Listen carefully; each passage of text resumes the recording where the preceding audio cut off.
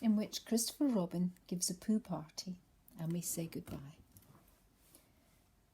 One day when the sun had come back over the forest, bringing with it the scent of May, and all the streams of the forest were tinkling happily to find themselves their own pretty shape again, and the little pools lay dreaming of the life that they had seen and the big things they had done, and in the warmth and quiet of the forest the cuckoo was trying over his voice carefully and listening to see if he liked it, and wood pigeons were complaining gently to themselves in their lazy, comfortable way that it was the other fellow's fault, but it didn't matter very much. On such a day as this, Christopher Robin whistled in a special way he had, and Owl came flying out of the 100-acre wood to see what was wanted. "Owl," said Christopher Robin, "I am going to give a party." "You are you?" said Owl. "And it's to be a special sort of party, because it's because of what Pooh did, when he did what he did to save Piglet from the flood." "Oh, that's what it's for, is it?" said Owl. "Yes, so will you tell Pooh as quickly as you can, and all the others, because it will be tomorrow." "Oh, it will it?" said Owl, still being as helpful as possible. "So will you go and tell them, Owl?" Owl tried to think of something very wise to say, but couldn't, so he flew off to tell the others. And the first person he told was Pooh. "Pooh," he said, "Christopher Robin is giving a party." "Oh," said Pooh.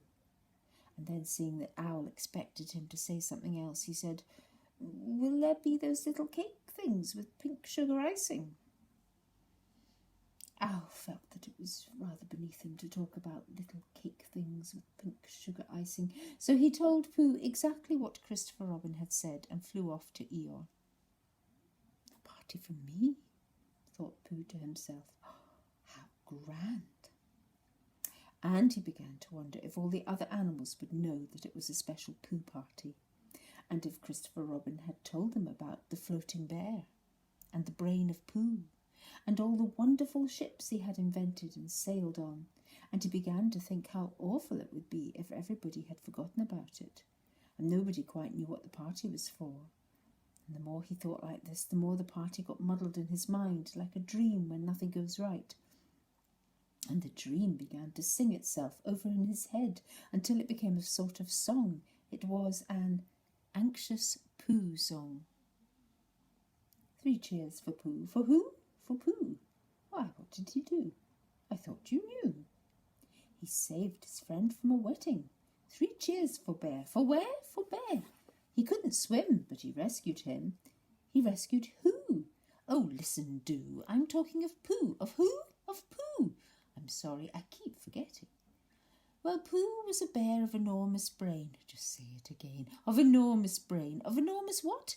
Well, he ate a lot, and I don't know if he could swim or not, but he managed to float on a sort of boat. On a sort of what? Well, a sort of pot.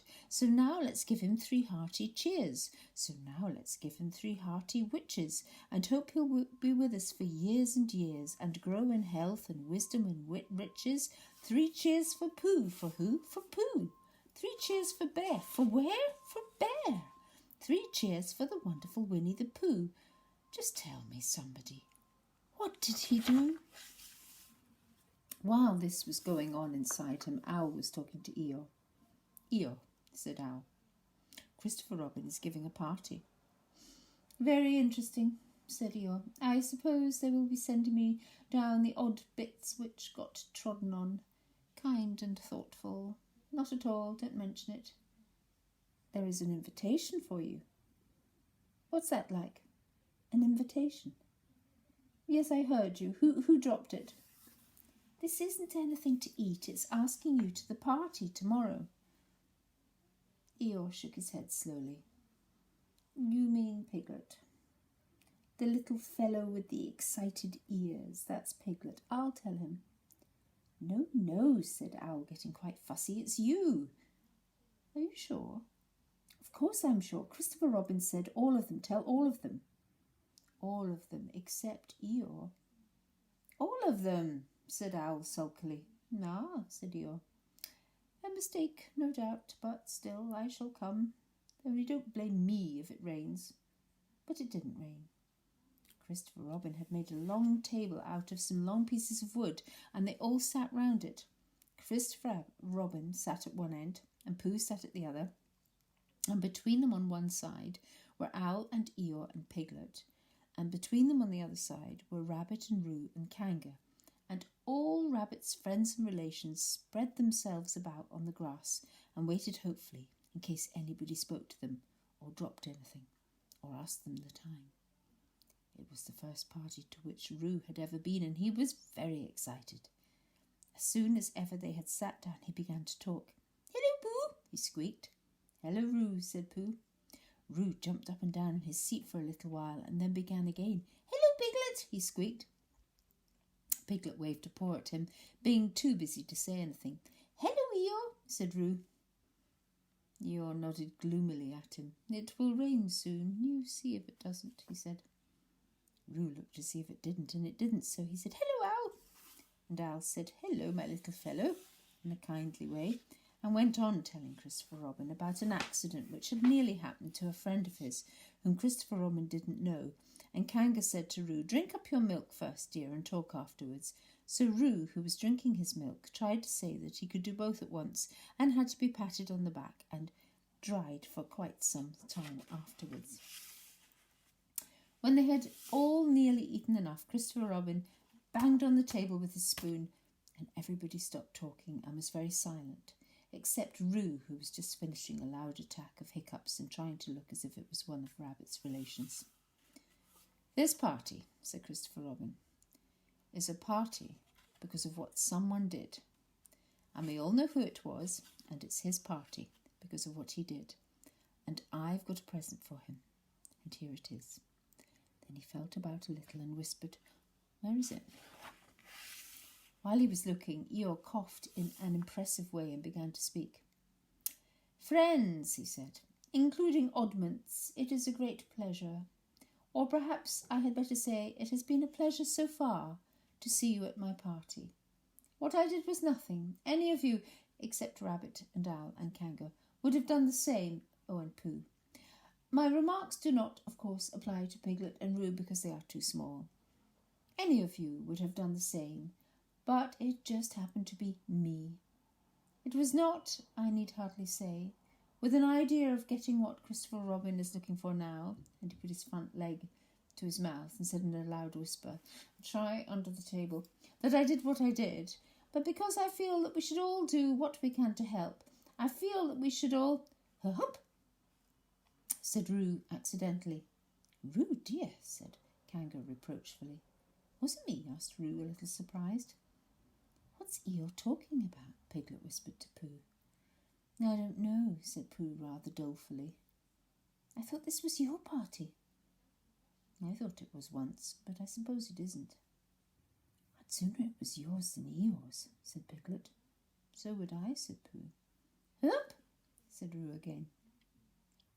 "As I was saying," said Eeyore loudly and sternly, "as I was saying when I was interrupted by various loud sounds, I feel that—" "Here it is," cried Christopher Robin excitedly.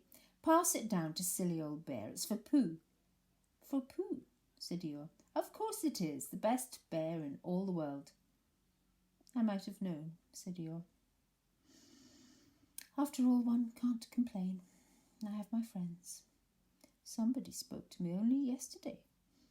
And was it last week or the week before that Rabbit bumped into me and said, 'Bother'? The social round. Always something going on." Nobody was listening, for they were all saying, "Open it, Pooh. What is it, Pooh? I know what it is. No, you don't," and other helpful remarks of this sort. And of course Pooh was opening it as quickly as ever he could, but without cutting the string, because you never know when a bit of string might be useful. At last it was undone. When Pooh saw what it was, he nearly fell down, he was so pleased. It was a special pencil case. There were pencils in it marked B for bear, and pencils marked HB for helping bear, and pencils marked BB for brave bear. There was a knife for sharpening the pencils, and an India rubber for rubbing out anything which you had spelt wrong, and a ruler for ruling lines for the words to walk on, and inches marked on the ruler in case you wanted to know how many inches anything was, and blue pencils and red pencils and green pencils for saying special things in blue, red and green. And all these lovely things were in little pockets of their own in a special case, which shut with a click when you clicked it. And they were all for Pooh. "Oh," said Pooh. "Oh, Pooh," said everybody else except Eeyore. "Thank you," growled Pooh. But Eeyore was saying to himself, "This writing business, pencils and what not, overrated if you ask me. Silly stuff, nothing in it." Later on, when they had all said goodbye and thank you to Christopher Robin, Pooh and Piglet walked home thoughtfully together in the golden evening, and for a long time they were silent. "When you wake up in the morning, Pooh," said Piglet at last, "what's the first thing you say to yourself?" "What's for breakfast?" said Pooh. "What do you say, Piglet?" "I say, I wonder what's going to happen exciting today," said Piglet. Pooh nodded thoughtfully. "It's the same thing," he said.